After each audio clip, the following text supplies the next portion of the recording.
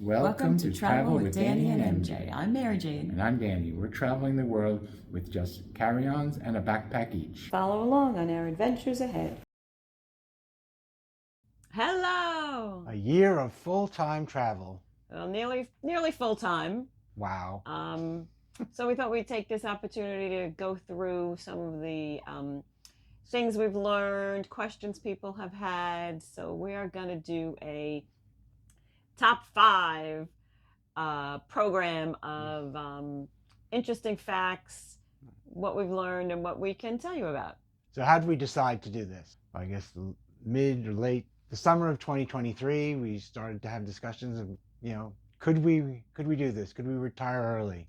Just retire, not even the travel part. Started looking at numbers, figuring out what we could do, what we want to do. I'd always traveled for work. We traveled as a family because of Danny traveling so much for work. We had lived in Spain for 2 years. Danny lived there for 3 years. Right. So it was always in our blood to want to travel a lot. We knew we wanted to travel, right? And as some of you know, the dream was to sail the world, right? To get a sailboat and go to some place, stay there for a while, then sail to the next place. Somebody's dream. Not our dream. That was quickly vetoed. Quickly, a hard no. Never gonna happen. But as we go through the world, we see sailboats, and she has regrets. I have no regrets. So we settled on, which would have been my plan A, maybe it was your plan B, of traveling. And that conversation started, whatever month that was. Period of time, because there was a 3-year world cruise, and they pointed out, hey, look at that, I don't know what the exact questions were, but I said, I don't want to do a 3-year world cruise, but I would, travel a lot, right. Full time. And he took that opportunity to spring on me that he had been really thinking about this and had done a lot of research, and then started showing me the research. So we changed our plan, right? And now we're traveling, kind of 3 months at a time, and then back in the U.S. for a month. And it's a better plan than my plan. Yes, it is. Yes. I agree. And originally we thought, because I couldn't commit to giving up my home. I needed a home base. And so the original plan was we would sell our home in New York, and we would have a home base, and then we would travel from there. But we would downsize somewhere like coastal Carolina. But we realized that if we were going to travel for 3 months and then be back in the U.S. for a month, we wouldn't want to be in that house. We want to be seeing our kids, seeing our family, seeing our friends who live all up and down the East Coast of the U.S. We decided it didn't make sense to just have an empty house sitting there for when we could be there a week. Or so a year, or a couple of weeks a year. So once I embraced that, that led to a lot that we had to do, which leads us to our second question. So question or point number 2, what did we do to prepare? Wow, we did a lot. Did so much research on the internet. We watched many YouTubes of different people who are doing similar things to what we do, none of them exactly the same, but we got so much tips and pointers and education about how it can be done and how people are doing it, and gave us a lot of confidence that we could do it as well. Mm-hmm. Confirmed what we knew, answered questions that we had, and they brought up so many questions we didn't even know we would have. So we watched many YouTubes. Thank you to all of the YouTubers out there. We mostly watch couples our age,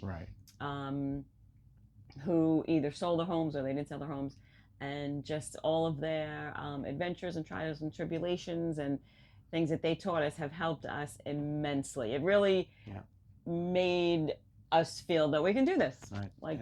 And maybe someone will watch this video and that'll help them too, we hope. Yeah, if anyone has any questions, you can always contact us, check in the comments, write to our email. We can just tell you about our experience so far. don't forget to like and subscribe. Smash that notification bell. So we had to make so many decisions um, well, health insurance is a huge issue. What at first I was like, I need this wine glass. I love my pots and pans, but then I just realized, no, I don't need them. So emptying out the house the whole thing took about a year. And we learned, like, what are the best dryer sheets to carry with you? What's the best backpack that people have said, this is what we use, we love it. And I mean, emptying out the house, getting rid of it was, it was decisions to be made, but in the end, it was freeing. I feel, we just decided these are the things we don't need, and Right. the things that our kids wanted or our family wanted, they have them now. So Yep. it's not something to worry about in the future anymore. We saved really memorable stuff. I scanned 35, 40 years of photos, but then I couldn't actually get rid of the photos. We still have all physical photos. They're in a box in a family member's house, several boxes. And also we transposed a lot of the videos. We had the old VHS tapes. We didn't even get to do all of them. We had VHS tapes. We had different mini versions, discs. We had so many different formats of our videos and over all the years. So that actually did not get completed, right. But pretty close. So all of that stuff was really important to us. Documents. I bought a little scanner and just spent a lot of time scanning.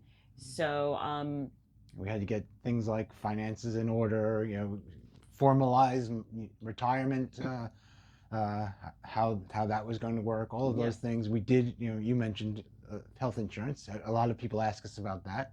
But one of the things we found out is that, around the world you can get great health care and very inexpensively. Mm-hmm. So we do have health insurance. We have international global health insurance, but we're also finding that, when we're in other countries, they have very excellent health care facilities, and we can take advantage of that. Right. So our coverage, we have a very high deductible, but should anything small happen, if we need dental coverage or anything like that. In fact, we did do some healthcare work in Istanbul, and we're able to just pay for it.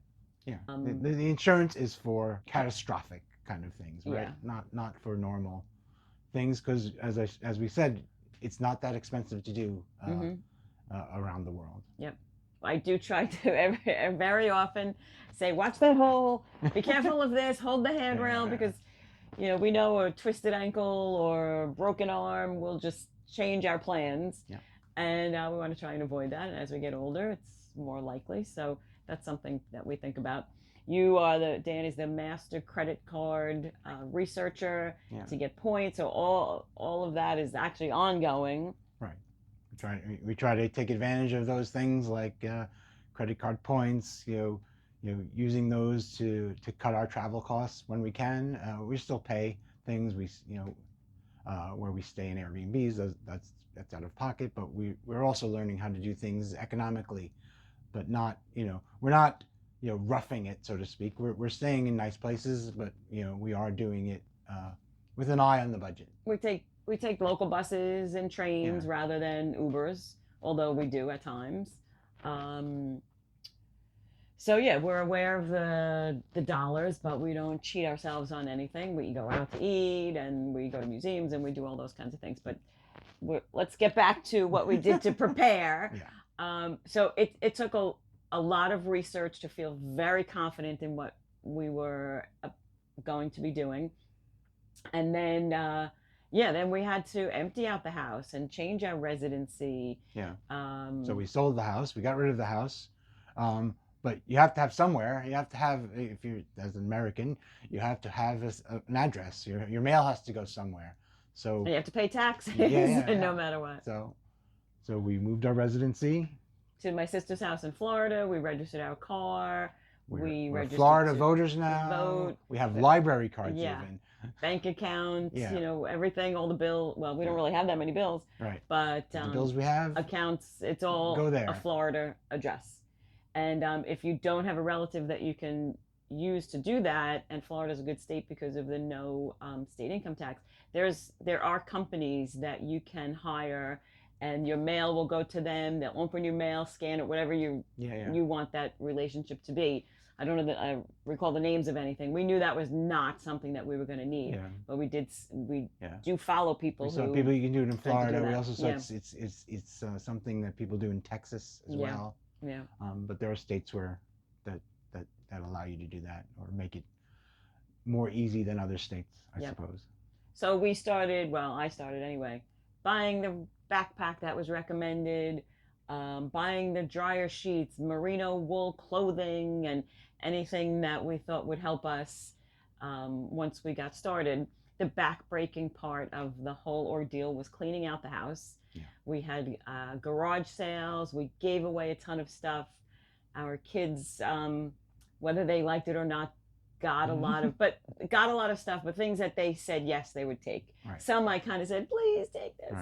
Right. So we have the good stuff that I wanted to keep is in someone else's house, and eventually it all happened. We had a time frame, and we worked really hard. Plus, to paint some things in the house to get it ready to sell it was kind of backbreaking for months. But once the time came and we were on the market and we were selling, it was totally freeing. And we live out of 2 suitcases and 2 backpacks right now. Right. Question or point number 3, planning the trips, how decisions are made, and kind of how we got to where we are right now. Now the fun stuff starts, really. So, the kind of decisions, the getting rid of everything, that was the work. But now, now we can start the travel and our new life. Yeah. So originally, kind of, we were targeting early 2025 as when we were going to start all this. But as things turned out, we were able to retire a little even earlier. So by the fall or autumn of 2024, we started our adventures, right? So the first question was, where should we knew that we had 1 month. We had commitments we had to be home for. So the question was, where do we want to go first? So Danny worked for a Belgian company. Yeah, so for many years I went to Belgium, multiple times a year. I'd been there dozens of times. So when I said, where do you want to go first? I said, I never went on any of those trips. I have been very lucky. I've gone on many other trips, but I never went to Belgium. So I was let's go to Belgium. I was never there. Which many of my colleagues found very amusing, that the first place we go as we start our world traveling adventures is Belgium. But it's a wonderful place. It really is a great country. So we based ourselves in Brussels. We visited all the different, many of the different places, Bruges, and day trips and overnight trips, Bruges and Ghent and Antwerp, Liège. We went, so we had a wonderful first month. So as we mentioned earlier, our plan really is to do 3 months at a time and 1 month back seeing family and friends. But because we kind of moved everything forward a quarter in the year, we just did a month at a time for the first 3 trips. Right. So we overall have been to 17 countries in a year. Many we had been to before. So there were 8 new countries for me. And 4 for me. So, I'd been quite a few places already. But we are finding new places that we can visit. Right. Yep. So, but the first trip was to basically a month in Belgium. Then we came home for a week, because we also had weddings, family and friend weddings in the middle. And then we went to Ireland for a month. And then right after Christmas, we went to Peru for a month. Yep. So then we started 3 months on the road. So my participation in all of that is basically agreeing to where Danny suggests we go. She's the boss. So she always denies that she's the boss. I do all the planning. I present to her the proposal for where we can go. And if she says no, we don't go there. But she hasn't said no yet. So I guess I'm going to get a good review. I pretty much say yes, that sounds great. He'll Yeah. say, you know, what about Morocco? And I say, yeah, okay. And then he plans it. So I mean, I do have, of course, input, but Right. he likes to do the research and find the reasonably priced flights. We look at the Airbnbs together, although he kind of narrows it down to like 3 or 4. Right. And then I weigh in on that. So, master planner with the incredible spreadsheet. Right. And that's what makes this all possible. Yeah. And we talked about doing things economically, right? So one of the things we found out in our research from watching other people who are doing this is, so for example, Airbnbs, if you stay in one for 28 days or longer, you can get a kind of significant discount that makes it, at times maybe like the same as if you stayed there 2.5 weeks. Different levels of discount, but that's what we shoot for. We shoot to get those more economical stays, and then we base ourselves. We get to stay in a place for a month to learn, to really get to know the place, and we do these side trips. A day, maybe an overnight, maybe just a day trip somewhere. And it's working really well for us. And those so far. Airbnbs, we've picked good ones. Right. It feels like home because we don't have a home in the States. Right. So when we get somewhere and unpack, this becomes our home. This is our closet, our bedroom, our kitchen, our pots and pans. Some Airbnbs are better than others for different reasons, but it feels like our home for whatever period of time that we're there. And then when we're not traveling and we go home to the States, many people have said, stay with us. So we do. We stay with family and friends who are very, very good to us and generous of their space and their time. And, we want to see everyone as much as we can and just try to make that work as best we can. But we're very, very fortunate that... Yeah, we're very grateful to everyone who's supporting us. In this, really. Actually, that's a great word. They are. Everyone, makes themselves available. Yeah. If I say, are you available for dinner on the Tuesday night that we're home, and pretty much they say yeah. So most of them say it's great what you're doing. I could never do it, but so. And that's okay. Yeah, that's okay. That works for us. Yeah. So so we mentioned staying in Airbnbs, traveling. One of the things that we're doing, and that's where we are right now actually, is we cruise, right? So. But we cruise to get somewhere. So we're taking these, what they're called repositioning cruises that take you. So in this right now, we're going across the Pacific. In last year, or during the first year, part of our first year, we took a cruise that took us from South America to Italy. So we're not in a hurry, so we don't need to get on a flight and be somewhere in 6 or 10 hours. We can take 17 days to get there, see other places of the world that we probably wouldn't see otherwise. Change our clocks as we go. Yeah, we don't get jet lag. So in our 17-day cruise, we went through, I think, 6 time zones, and we change the clock every 3rd day or so. So really, you don't get impacted by the jet lag that way. Yeah. So if you have time. Yeah. And you like cruising, repositioning cruises are a great way to go. Right. There may be, a number of sea days, but I like the sea days. Yeah. And it's, sea days you can relax. We like to play trivia, read your book. If the weather's nice, go in the pool. Yeah. It's kind of like being in a hotel. It's another thing that's economical because it's, it's your travel, your lodging for those amount of days. All your meals are covered. You have entertainment, so it's not an expensive way to do it. And we may look at the price tag, but then when you realize it's over however many days, 17, 20 something days, it works out to be lodging, food, entertainment, transportation. Right. So it works out to be a reasonable daily rate, really. Yeah. So that's not a country that we're based in, but it's one of the things that we've been enjoying. Right. And other things, so we take flights, but we also take buses and trains and other means of transportation. We use the public transportation when we're in cities. Mm-hmm. We took a ferry. Yeah, we took a ferry from Spain to Morocco overnight. Mm-hmm. So all kinds of different ways to travel and learn about the world and see. You get to see more things that way as opposed to looking out the side of a plane window, which is still a great way to travel. Yeah. We are traveling on planes as well. Yeah. So, but we're using all the methods of transportation. Question or point number 4 is, what is our day-to-day like? And also very important, what do we pack? So our day-to-day is in some ways as if we were living Right. home anywhere. Right. So you still have to do your laundry. Yeah, we go food shopping. But we know that right outside our door, maybe a train ride away, is, a 2,000-year-old site that we want to see, or a museum. Right. Yeah. So I mean, we've been to all these 17 countries.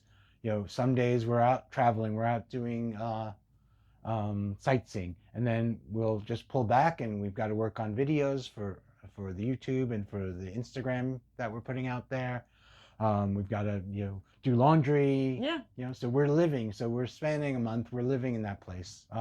And things take a little more time. Like right. Now we kind of have a set grocery list when we get somewhere. Very basic: bread, butter, eggs. Cookies, things that we want to always have in, and pasta, the things that we cook at home. We usually make breakfast at home if we eat breakfast. And then depending on the day, we'll eat lunch out and be home back in for dinner, or we don't go out until dinner, or we're out all day, depending on it. It really varies. Like what we do research about where we are, and then our newest thing is I'll use AI and look up what are like the top 25 things to do in this city. And then we kind of say, okay, we did this, we did that. Right. We'll do this next week or whatever. And then we get down to the last week and we go, wait, we didn't do all of these things we wanted to do. And maybe we rush a little bit, or that we're not, that interested in seeing all of those things. So it really varies where we are, but it's just really kind of low key. Yeah. We've also been fortunate that family and friends have come and come with us and traveled with us. Met up with us, and we spent 2 weeks. John and Susie came to Peru with us. Jean and Mark came, spent 10 days traveling around Italy with us. We went. Our kids came to Spain. We spent time in then. We went to Germany with my brother and his son, our nephew. And we've also just met people, along the way who just happened to be where we are, right? So, met up with someone that she had seen on Facebook that we were in a mutual city, so we met for breakfast. Another family member said, oh, my nephew on the other side of her family is going to be in Buenos Aires together, so we met him for breakfast. So it really is amazing. Our friend was in Ireland for her son. He was graduating from school there, so we got to spend time with her. Just coincidentally. And so that's really nice, because that's a familiar face or a familiar story or whatever. Right. So, and in Belgium, because I had worked there, we met people there. Lots of people there. Also in when we were in London, I met my colleagues who've done that a couple of times now. So it's really been great. That connection as well. Not just going to the places, but also seeing the people. Good friends in Italy, both in Bologna and Milan. So you just keep remembering them as we go here, and it makes us realize that the world is a small place. Right. Yeah. Your brother went to Scotland. We went to see him. Another brother we met in. They came to Morocco. We went to London. So we've been really fortunate that people want to meet us, and so. So we make known to our family and friends where we're going to be, and say if anyone wants to join us in any of these places for the next, let's say, three months or so, we're happy to make that happen. So that's really great. One thing that most women ask me is, what do you pack? And it's not easy. It's boring, but and I'll give you a quick rundown on what I have with me, but it's worth it. So I'm wearing black pants and a black shirt, which I have 2 black shirts, 2 white shirts, 2 pairs of black pants, blue, white, green, pink shirt, pink shirt. I can kind of name all of my clothing. We really have stuff that's kind of wash and wear, and I've replenished a little bit. This shirt I bought in Morocco because the black T-shirt I had then just didn't like anymore. Danny got this in Montenegro because his they suitcase lost. was. Yeah, my luggage was delayed for a day and a half. Yep. So I had So to we buy a new bought shirt. a few new things then. Yeah. More than that, as we're about to go home somewhere, I'm on Amazon and ordering whatever, socks, a shirt, just not a lot of stuff. Right. Vitamins, all our replenishments that we haven't gotten on the road. I ship to whoever houses we're going to end up in and say, you're going to get 4 packages for me or whatever. And then when we get there, we kind of replenish. The trip we're on right now, we're in our second year technically. We started out in a cold climate and we're going to a hot climate. So this has been a little bit more tricky. But what I'm going to do, and I learned this from all of the YouTube people from the beginning, is that I'm just going to leave behind my cold weather clothes. I have a pair of thermals. I have a thinnish puffy coat. It was not expensive. And like a different long sleeve shirt, like a warmer long sleeve shirt. And I'm not going to carry them forward.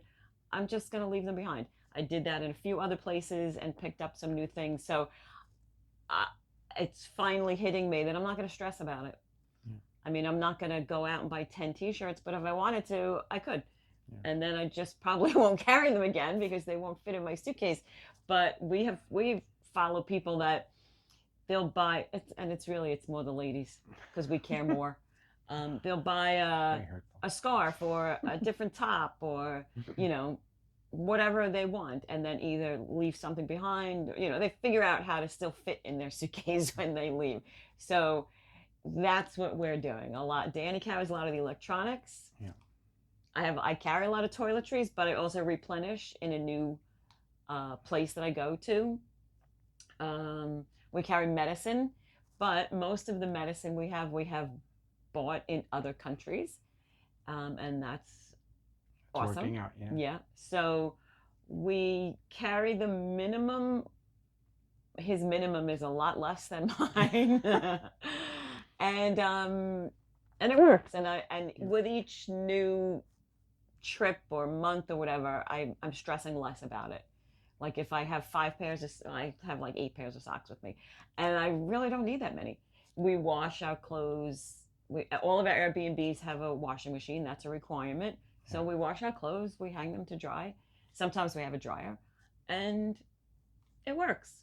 Yeah. So I mean, one of the things that we learned in our research is a lot of people use what's called merino wool clothing, which is, I think, what they call antimicrobial. So it doesn't, you can wear it multiple times. Yeah. It doesn't retain body odor, so the clothes don't smell, and you can wear them several times before you have to wash them again. And that's what we do. And it's we were skeptical of that, but it's true. We do a smell test. Yeah, I throw my shirt at her all the time and say, "Does it smell?" And she says, "No, not really." Yeah. So that's like a little bit of investment because those shirts, they're not the cheapest, but you have more than I do. Yeah. It's a little bit of an investment, but totally worth it. Yeah. So our packing. What else about packing? Yeah, we just have like the basics, and that's all we need. Yeah, I mean, so around toiletries, because we stay in a place a month, you can just buy you don't have to worry about travel size things, right? Yeah. You just get there, you buy a full size bottle of shampoo or mouthwash or whatever, right? And you don't have to get 17 little tiny bottles because you're going to use it in a month, and if you don't use a little bit of it, it's okay. And if I buy a bottle of conditioner and I found them to be reasonably priced for, let's say, equivalent of $7, if I've only used a third or 2/3 and I don't want to carry it, I'll eat the $3 or whatever. So that has worked for us. It really just takes a lot of the stress away, to know that it'll all work out. There's stores everywhere. We have found brands that we know, shampoo brands, body soap Yeah. that are familiar to us. So it's Right. not that it's definitely not a problem. It actually is an easy solution to just go buy what we need. Yeah. Mhm. One of the things, and I'm is kind of talking about the economics of the whole thing, is that we kind of target to stay, if we stay in an expensive country like Ireland or England or um, you know, most of the Western countries, then we try to stay in a less expensive country where the dollar goes further. So Morocco or Kotor, Montenegro, or now we're going to, for the second year, we're going to spend a bunch of time in Southeast Asia, but also Australia, and which is more expensive. So that kind of balances out the costs. Yeah. So again, the master planner, kind of has done enough research to know what would work. Yeah. Financially. Yeah. So number 5 is what have we learned so far? Although we've kind of covered some of that. What would we have done differently, and what does the future hold? So I mean, I think we've learned, that we love it. Love it. We love it. Love it. And we want to keep doing it. So a year in, we're not having any, besides your regrets about not sailing, we don't have regrets about this. No regrets. We've had amazing experiences from visiting Iguazu Falls, one of the greatest waterfalls in the world, from both Argentina and Brazil sides. And we rode camels and slept in the Sahara Desert. Right, in the Sahara Desert. Yeah. We've stayed in a beautiful farmhouse in Provence in France. And we walked through rooms in Buckingham Palace. Right. So we've done some really great things. Right. We've visited, thousands of year old places in Istanbul and Rome and all over the world, and it's been amazing. Yeah. Right? So we're very lucky. We love it, and definitely, looking forward to what we can do in the future. Yeah. Not that there haven't been any mistakes along the way. So there really haven't been too many, or not too many big ones. The first mistake that happened was in our first country, was in Belgium, and what we had gone out, done a little food shopping, get back to our Airbnb, which was in an apartment building, had an outside door and an inside door, and we had the code for the inside door. We get to the outside door, it's locked. Right, and we don't have the code for that. We don't have a code. Right. And you had the way to communicate with the owner through the Airbnb app, but it was like a Sunday night or something. We weren't able to get through. It took us a while, We didn't get a response from the owner, and we're like, well, okay, lesson, to be learned here. And we were like, really, the worst that would happen is we would walk into town and we'd go to a hotel for one night, and we would sleep in a hotel, right, without groceries, and that's it. Right. But luckily, someone I happened to look up, and on the 3rd floor there was a guy, and I could see his silhouette. I could see he was like eating a sandwich or something, and I waved to him. He opened the window. I said, we're locked out, and he came down and opened the door for us. Very nice. So that was really nice. And then maybe the next morning, the woman says, oh, I didn't give you that code. So the lesson there is we try to get a cell number for the owner of the mobile unit. phone number for the person, Yeah, so you can at least get in touch with them other than through just the Airbnb app. Some short-term ones, it's owned like by a management company, so we try to have another number in case there's anything. We do generally communicate everything though through the Airbnb app in case there's any issue, because that kind of covers you for any kind of things are documented. Disputes, but it's also good to have that other way of communicating with the owner. And it's good to have that for disputes, but we've had great experiences so far. We haven't had a problem. We've had really good hosts. One other mistake that we made that we learned from is when we landed in Kotor, Danny's bag didn't show up. That's right. And that's when I realized, the air tag in that bag was dead. So I couldn't even track it. And then we thought that bag was gone. We did get it back like 2 days later. But we realized, we had copies of our passports in there and some other paperwork that probably shouldn't be in a check bag. So now that folder goes in a carry-on, goes in a backpack, Right. and Keep that with us. we Yeah. got a new battery for the AirTag. So I'm sure there will be mistakes ahead that we will learn from, but overall, I think we've tried to anticipate Yeah, I think we've things done as a lot of best research, and we we've can. seen other people's mistakes Yeah, and taken the advice that they have yeah, for us. And yep, it's worked out so yeah. far. Another thing that we learned is, don't go to a big celebration like a wedding, and then that next night get on an overnight flight to Europe, because you'll end up falling Oof. asleep on a park bench with a case of water on your lap. So the next year and a half or so is mapped out. Lots of things are booked. Yeah.